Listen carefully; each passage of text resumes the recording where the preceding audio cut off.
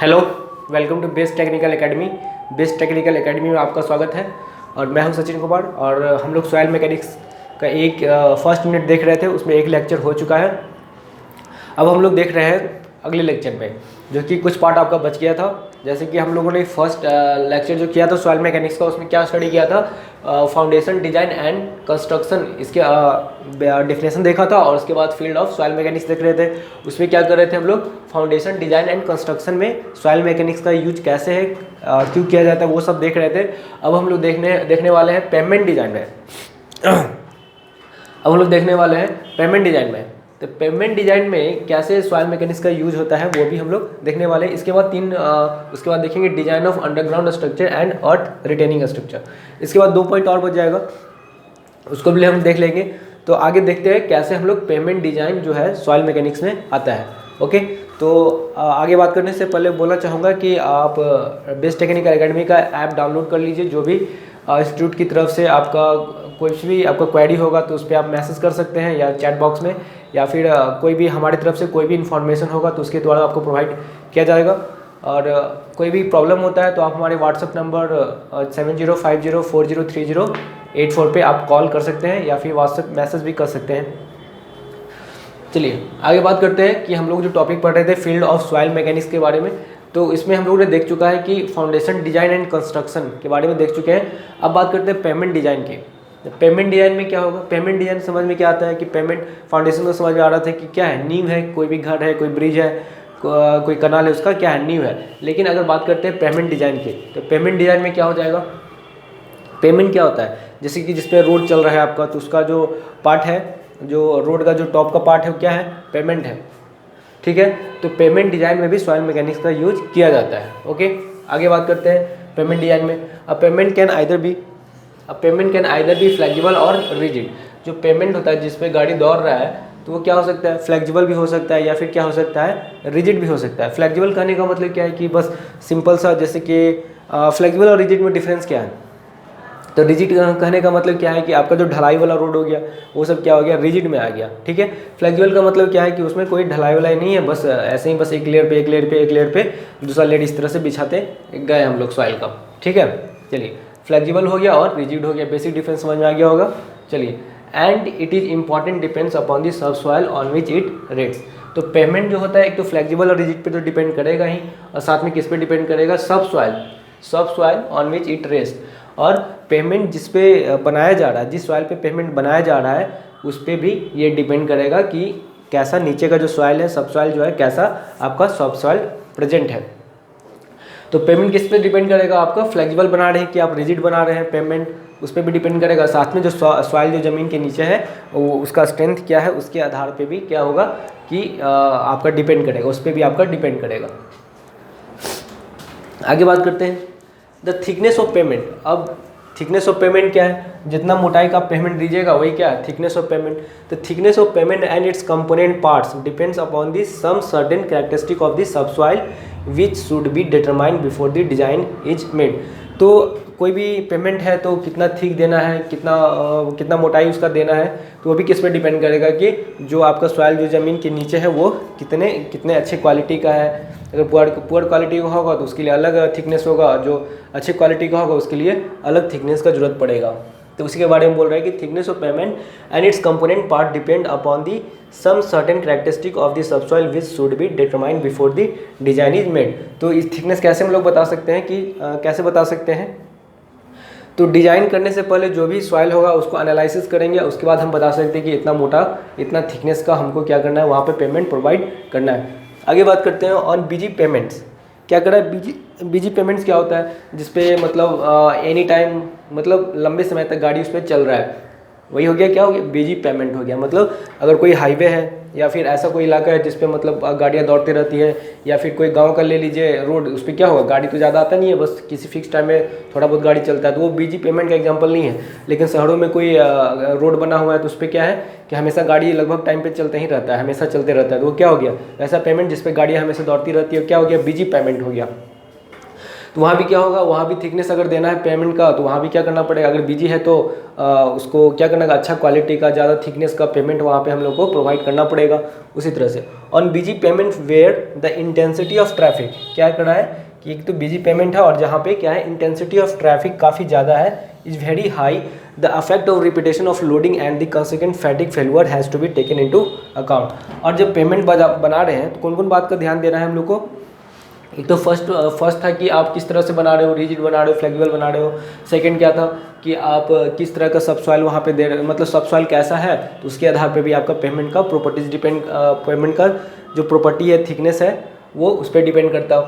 ठीक है, और किस पे डिपेंड करेगा, अगर कहीं पे आप पेमेंट बना रहे हो, कहीं पे रोड बना रहे हो, तो वहाँ पे गाड़ी कितना फ्रिक्वेंटली चल रहा है, कितना उसका लोड उस पर हमेशा आ रहा है, ठीक है, कितना हैवी व्हीकल चल रहा है, किस तरह का आप रोड बना रहे हो, तो उस पर तो डिपेंड करेगा ही। साथ में क्या डिपेंड करेगा, इंटेंसिटी ऑफ ट्रैफिक, जहाँ पे मतलब पता ये देखना पड़ेगा कि कितना गाड़ियाँ उस पर दौड़ रही है, कितना फ्रीक्वेंटली गाड़ी उस पर दौड़ रहा है। और साथ में तो जितना गाड़ी दौड़ेगा उससे क्या होगा कि उसमें क्या होगा कि उतना ही फैटिक जनरेट होगा। फैटिक क्या होता है कि एक बार उस पर लोड पड़ा, मान लीजिए कोई ये रोड है, ये कोई रोड है, इस पर गाड़ी दौड़ रहा है, तो अगर ये पार्टिकुलर मिट्टी को कंसीडर करें यहाँ पे, तो यहाँ पे लोड आया, फिर ये पहिया गया आगे, तो यहाँ पर से मिट्टी पर से लोड हटा, फिर लोड इस पर पड़ेगा, फिर हटेगा, फिर लोड आएगा, फिर हटेगा, तो इस पर क्या होगा, नीचे जो भी ये इसी को बोलते हैं फैटिक फेल्यूर, यानी कि आया गया रिपीटेशन की वजह से जो फेल होता है उसको क्या बोलेंगे, फैटिक फेल्यूर बोलते हैं हम लोग। ठीक है, तो यहाँ पे क्या है, कंसिक्वेंट फैटिग, यानी कि जो एक गाड़ी गया, दूसरा गाड़ी आया, फिर आज दूसरा गाड़ी आया, तो रिपीटेशन की वजह से जो फेल्योर होता है वो क्या हो गया, फैटिग फेल्योर हो गया, has to be taken into account. यानी कि जो रिपीटेशन की वजह से जो फेल्योर हो रहा है, मतलब फ्रिक्वेंटली जो गाड़ी मूव कर रहा है उसके वजह से जो फेल्योर हो रहा है उसको भी क्या करना पड़ेगा, आपको कंसीडर करना पड़ेगा जब आप पेमेंट का थिकनेस डिज़ाइन कर रहे हो, पेमेंट आप डिज़ाइन कर रहे हो तब। अब बात करते हैं आगे, apart from these other problems of pavement design are, तो इस और किस पे डिपेंड करेगा आपका पेमेंट जो है, तो आपका डिपेंड करेगा फ्रॉस्ट पे, हीप पे, थॉ पे, ये सब पे डिपेंड करेगा with their associate problems of frost damage to pavement, frost penetration depth, यानी कि अगर कहीं पे बारिश का इलाका है, कहीं पे भूकंप आ रहा है, ये सब जो भी है अवांछनीय, यानी कि जो सही चीज़ नहीं है उससे भी, उस पर भी क्या करेगा, ये सारा चीज़ डिपेंड करेगा। ठीक है, जैसे इसका फ्रॉस्ट का पेनिट्रेशन डेप्थ पे डिपेंड करेगा, साथ में remedial measures to be prevent frost damage, आप किस तरह का रेमेडियल मेजर वहाँ पे प्रोवाइड कर रहे हैं। अगर आप अच्छे क्वालिटी का जो भी प्रॉब्लम्स जनरेट हो रहा है रोड पे जो कि क्रैक कर सकता है पेमेंट को, उसको अगर आप बचाने के लिए किस तरह का रेमेडी का मतलब उसको सुधारने का कौन सा तरीका अपना रहे हैं, अगर अच्छे क्वालिटी का अपना रहे हैं सुधारने का तरीका, रेमेडी अच्छे क्वालिटी का यूज कर रहे हैं, अच्छे तरीके से कर रहे हैं, तो उस केस में क्या होगा, पेमेंट का जो थिकनेस होगा उससे भी क्या होगा, इफेक्ट पड़ेगा। Problems of pumping of clay, ये क्या होता है, problems of pumping of clay कब आता है, ये ऑब्जेक्टिव में आपसे पूछ सकता है कि problems of pumping of clay क्या होता है। द पंपिंग ऑफ क्ले जो होगा आपको फ्लेक्सिबल में देखने को नहीं मिलेगा, आपको कहाँ देखने को मिलेगा, रिजिड में देखने को मिलता है। इसका क्या मतलब है कि कहीं ढलाई का रोड है तो क्या होगा कि उस पर लोड पड़ेगा, फिर लोड हटेगा, तो क्या होगा, जब लोड पड़ेगा तो उसका जो ढलाई, जो टॉप का जो रिजिड जो पेमेंट है वो क्या हुआ, हल्का दबेगा, फिर जब लोड हटेगा तो फिर ये ऊपर आना चाहेगा, फिर लोड पड़ेगा, फिर नीचे जाना चाहेगा, फिर ऊपर आना चाहेगा। तो क्या होता है कि ऐसे करने से उसके जो पेमेंट है, जो रिजिड पेमेंट है, उसके नीचे क्या हो जाता है, ऊपर नीचे होते होते नीचे कुछ स्पेस बन जाता है। जब पानी पड़ता है, जब बारिश होता है, तो क्या होता है कि उस केस में जो मिट्टी होता है आसपास का, वो क्या होता है, जो स्पेस नीचे बन जाता है यहाँ पे, उसमें सारा कुछ बाहर से आ जाता है। ठीक है, अब फिर बरसात के मौसम में जब गाड़ी उस पर चलेगा तो ये फिर दबेगा, तो क्या हो गया, जो अंदर जो मड जम गया था वो क्या होगा, बाहर निकलेगा, तो ये क्या हो गया, ये हो गया पंपिंग। तो इसमें क्या हो गया, पंपिंग ऑफ क्ले। तो इस तरह से पंपिंग ऑफ क्ले भी क्या करेगा, थिकनेस ऑफ पेमेंट को क्या करेगा, अफेक्ट करेगा, या फिर पेमेंट को कह सकते हैं कि अफेक्ट करेगा। Subsoils and suitability of soil as a construction material for building highways और रेलवेज, अर्थ फिल्स और कट्स इटीसी। तो ये सब सारा चीज़ रेलवे जो बनाते हैं हम लोग उससे पे भी डिपेंड करेगा कि आप कैसा बनाना चाह रहे हो।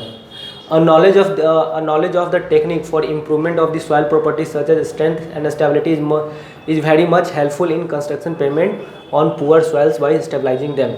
तो अगर कहीं पे पुअर क्वालिटी का सॉइल है, अगर कहीं पे पुअर क्वालिटी का सॉइल है तो ऐसा तो नहीं है कि उसको छोड़ देंगे। अब ऐसा कोई कंडीशन आ गया कि वहाँ पे रोड बनाना ही बनाना है, पेमेंट बनाना ही बनाना है, तो क्या करना पड़ेगा, हमको कुछ स्पेशल प्रोविज़न देना पड़ेगा वहाँ पे, और उसको क्या करना पड़ेगा, वहाँ जो सॉइल है प्रेजेंट है उसको क्या करना पड़ेगा, उसकी क्वालिटी को इम्प्रूव करना पड़ेगा, वहाँ का जो मिट्टी है उसको क्या करना पड़ेगा, स्टेबलाइज करना पड़ेगा।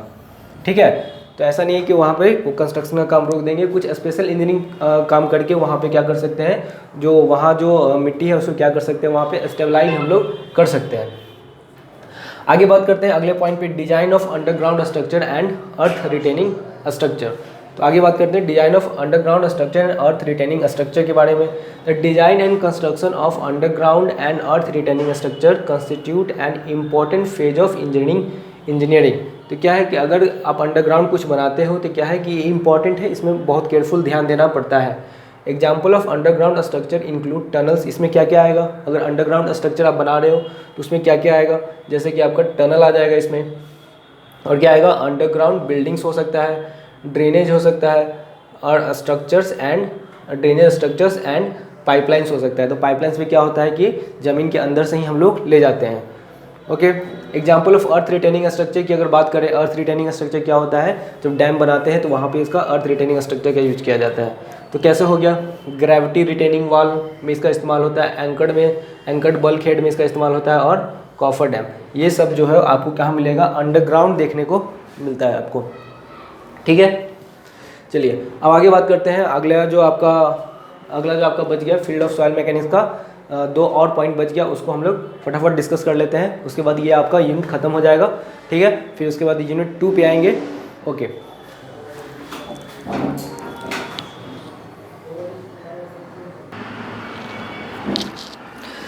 आगे बात करते हैं। तो फील्ड ऑफ सॉइल मैकेनिक्स का अगले टॉपिक की बात करते हैं कि design of embankment and excavation जो होता है कैसे आपका अफेक्ट करेगा सॉइल मैकेनिक्स में। ठीक है, तो design of embankments and excavation, embankment क्या होता है और एक्सकेवेशन क्या होता है। तो एम्बैंकमेंट मतलब क्या हो गया कि कहीं पे आपको इस तरह से कंस्ट्रक्शन बनाना है, कहीं पे इस तरह से कहीं पे कंस्ट्रक्शन बनाना है। ठीक है, और एक्सकेवेशन का मतलब क्या हो गया कि कहीं पे आपको जैसे ग्राउंड था यहाँ से क्या करना है, गड्ढा कर देना है, तो ये क्या हो गया, एक्सकेवेशन हो गया। और एम्बैंकमेंट क्या हो गया, इस तरह से कहीं कंस्ट्रक्शन बनाना है, तो ये क्या हो गया, एम्बैंकमेंट हो गया। ओके, चलिए, तो डिजाइन ऑफ एम्बैंकमेंट और एक्सकेवेशन में कैसे अफेक्ट करता है सॉइल मैकेनिक्स का, कैसे आता है, सॉइल मैकेनिक्स में कैसे इंट्रोड्यूस होता है, आगे बात करते हैं। When the surface of the soil structure is not horizontal, क्या कर रहा है कि जब सरफेस ऑफ द सॉइल जो होगा हॉरिजॉन्टल नहीं है, देखने में लग रहा है कैसे, ये हॉरिजॉन्टल तो है नहीं, आगे जाके डिसकंटिन्यूअस हो जा रहा है, तो उस केस में हमको क्या करना पड़ेगा, when the surface of the soil structure is not horizontal the component of gravity tends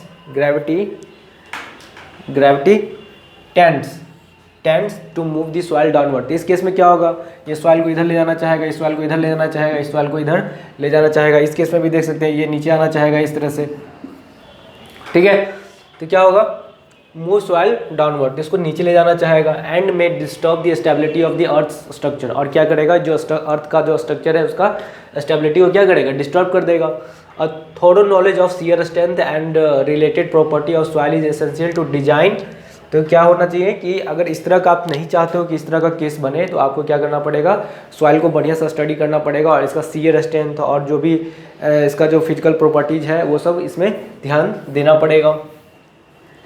soil it essential to design the slope and height, और इसका क्या जो स्लोप होगा, इसका कितना हम स्लोप दे सकते हैं, इसका किस तरह से हम लोग स्लोप दे के इसको डिजाइन कर सकते हैं ताकि ये क्या हो, गिरे नहीं, कोलैप्स नहीं करे। तो स्लोप कितना होना चाहिए, हाइट कितना होना चाहिए, ये सब भी हम इसमें कंसीडर करते हैं। The slope and height of the embankment ले लीजिए, या फिर एक्सकेवेशन ले लीजिए, या तो एम्बैंकमेंट का केस ले लीजिए या फिर एक्सकेवेशन का केस ले लीजिए। The possibility of the seeping ground water reducing the soil strength. अब सीपिंग क्या होता है इसको समझते हैं। जैसे कि यहाँ कोई एम्बैंकमेंट बनाया हुआ है इस तरह से, इधर क्या पानी है इस तरह से, ठीक है, और इधर क्या है, कुछ नहीं, खाली है इधर, या फिर थोड़ा सा लेयर मान लेते हैं पानी का है।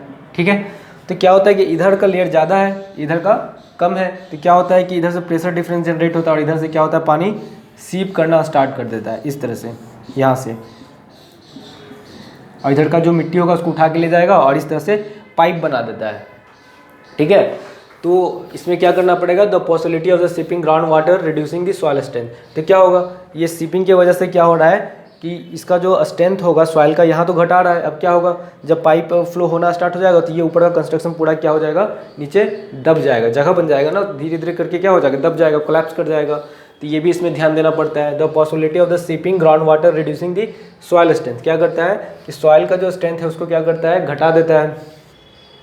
While excavation must also taken into account, it may sometimes be essential to drain the subsoil water to increase the soil strength। तो क्या होता है, ये कभी कभी अगर पानी का केस बन रहा है तो इस केस में अगर कहीं ऐसा हो कि अगर पानी निकालने से अगर स्ट्रेंथ उसका बढ़ जा रहा है तो क्या करना पड़ेगा, वहाँ पे हम लोग क्या करना पड़ेगा, सब सॉइल यानी जो ग्राउंड के नीचे अगर कहीं पानी है तो उसको निकालने से अगर स्ट्रेंथ बढ़ता है तो क्या करेंगे, उस केस में हम लोग उसको हटा लेंगे, to increase the soil strength and reduce the seepage forces. और उससे क्या होगा कि सीपेज भी क्या होगा उस केस में कम हो जाएगा, पानी नहीं रहेगा तो सीप कैसे करेगा, तो उस केस में हम लोग हटा लेंगे। Deep excavation require lateral braces and sheet walls to prevent caving in. अब ये क्या बोल रहा है कि अगर डीप एक्सकेवेशन आप करते हो तो उसको कैसे आप बचा सकते हो। तो अगर कहीं डीप एक्सकेवेशन किया हुआ इस तरह से, ठीक है, तो ये क्या होगा, नीचे आना चाहेगा, गिर जाएगा, कोलैप्स कर जाएगा। तो इस केस में आप क्या कर सकते हो, यहाँ पे सीट प्रोवाइड कर सकते हो इस तरह से। यहाँ पे क्या कर दो, सीट प्रोवाइड कर दो आयरन का, इस तरह से ब्रेसिंग कर दो, यहाँ पे ब्रेसिंग कर दो।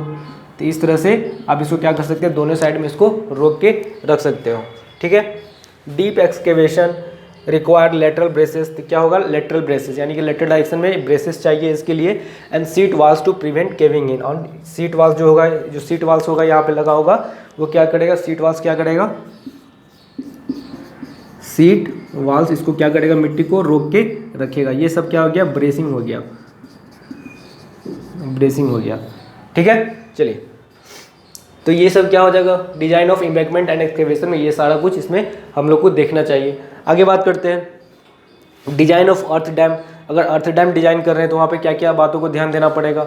The construction of an earth dam requires a very thorough knowledge of the whole of the soil mechanics. अगर आप अर्थ डैम बना रहे हो तो वहाँ पे सॉइल मैकेनिक्स का आपको अच्छा खासा नॉलेज होना चाहिए। Since soil is used as the only construction material in earth dam which may either be homogeneous or of composite section.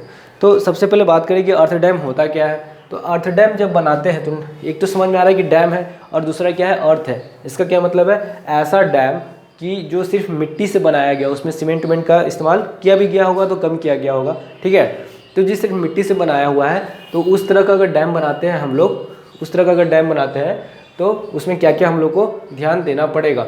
तो the construction of an earth dam, अगर कंस्ट्रक्शन आप earth dam का कर रहे हैं तो वहाँ पे क्या होना चाहिए, सारा तो मिट्टी का ही है, तो वहाँ पे क्या होना चाहिए, थोड़ा नॉलेज यानी कि अच्छा जानकारी होना चाहिए सॉइल का।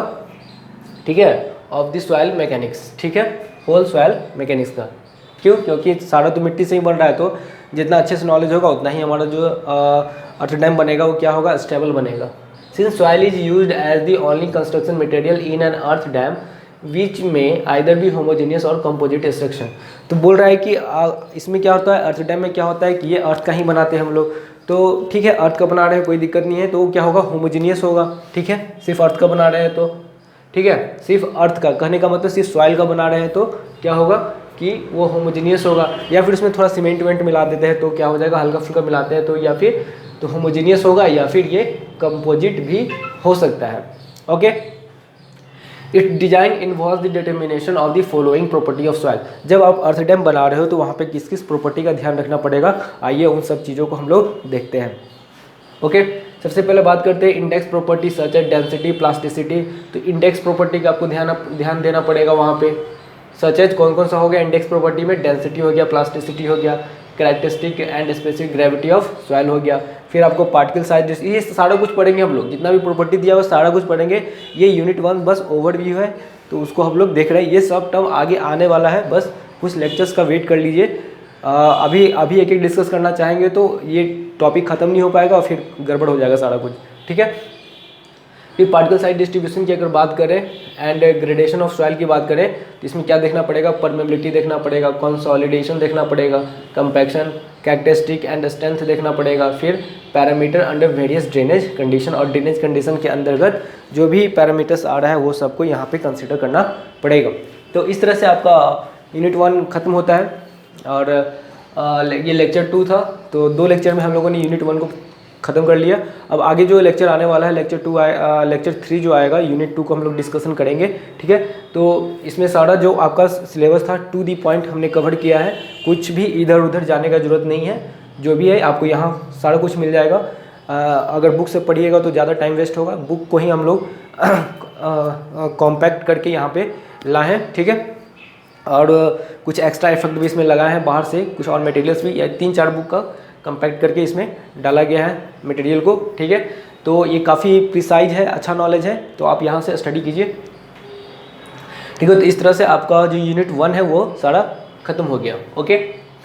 चलिए तो मिलते हैं अगले क्लास में, तब तक के लिए बाय। और एक बात और बोलना चाहेंगे कि आप बेस्ट टेक्निकल एकेडमी का ऐप डाउनलोड कीजिए और दोस्तों को भी बताइए इसके बारे में। यहाँ आपका सारे सब्जेक्ट्स का क्लास चल रहा है, तो जो भी आपको ऑनलाइन परचेज करना है या फिर ऑफलाइन भी अगर कोर्स करना चाहते हैं तो आप इंस्टीट्यूट में आ सकते हैं, ये कुर्जी पुल के पास है, ठीक है। अगर आप आना चाहते हैं तो आइए, और फिर या फिर कॉल करना चाहते हैं तो कॉल भी कर सकते हैं। आपका नंबर है 7050403084 पे, इस पर व्हाट्सएप या फिर कॉल आप कर सकते हैं, ठीक है। तो ये कोर्स ऑनलाइन अवेलेबल तो है ही, साथ में आपका ऑफलाइन भी क्लास चल रहा है, तो आइए हमसे जुड़िए और अपने कैरियर को एक स्टेप और आगे ले जाइए, ओके, ठीक है। Thank you.